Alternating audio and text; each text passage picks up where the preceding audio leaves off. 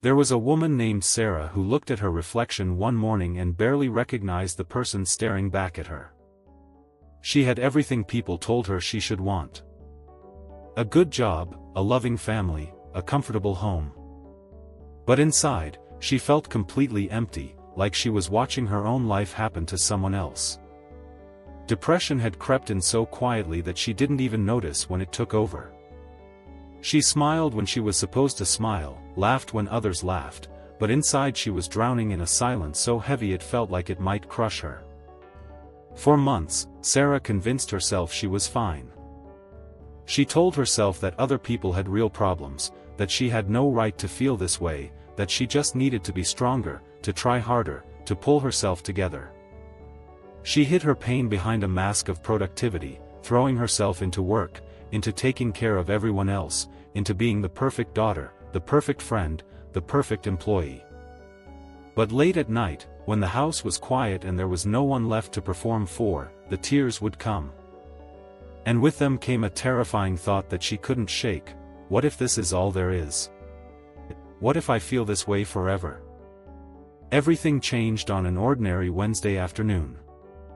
Sarah was sitting in her car in a parking lot, unable to find the energy to go into the grocery store, when she broke down completely. The mask shattered. She called her best friend, her voice shaking, and said the 3 words she had been too afraid to say out loud: I need help. Her friend didn't judge her. Didn't tell her to think positive or count her blessings. Instead, she said something that Sarah would never forget: you're not weak for asking for help. You're brave. And I'm so proud of you for making this call. That phone call became the turning point in Sarah's life. The next day, she made an appointment with a therapist, her hands trembling as she dialed the number. In that first session, when the therapist asked her how she was feeling, Sarah finally told the truth. She talked about the exhaustion that never went away no matter how much she slept. The numbness that made everything feel gray and meaningless. The guilt she carried for feeling sad when her life looked so good on paper. And for the first time, someone validated her pain instead of minimizing it. The therapist explained that depression doesn't care about your circumstances. It's not a choice or a mood or a phase you can snap out of. It's a real illness that deserves real treatment. Sarah started learning things about herself that she had never understood before. She realized that she had spent her entire life putting everyone else's needs before her own, building her identity around being helpful, being needed, being strong for others. But in the process, she had completely abandoned herself. She had ignored her own exhaustion, dismissed her own feelings, and pushed herself beyond her limits over and over again until there was nothing left. Depression wasn't just happening to her. It was her body and mind's way of saying, enough, we can't do this anymore. The healing process was harder than Sarah expected, but also more beautiful. She started setting boundaries, which felt selfish at first but gradually became liberating. She learned to say no without explaining or apologizing. She began therapy sessions where she unpacked years of unprocessed emotions, childhood wounds, and unhealthy patterns she didn't even know she had. She started taking antidepressants, and though it took time to find the right medication, when she did, it was like someone had lifted a fog she didn't realize she'd been living in. Colors seemed brighter. Food tasted better. She could laugh without forcing it. But Sarah's journey taught her something that changed everything: self-care isn't selfish, it's survival. She started doing small things just for herself.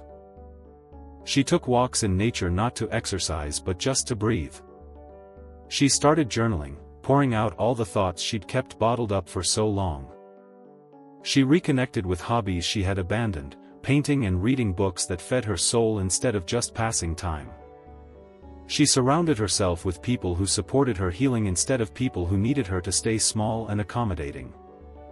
And slowly, day by day, she started feeling like herself again, or maybe for the first time, like the person she was always meant to be. There were setbacks, of course. Days when the darkness tried to pull her back under.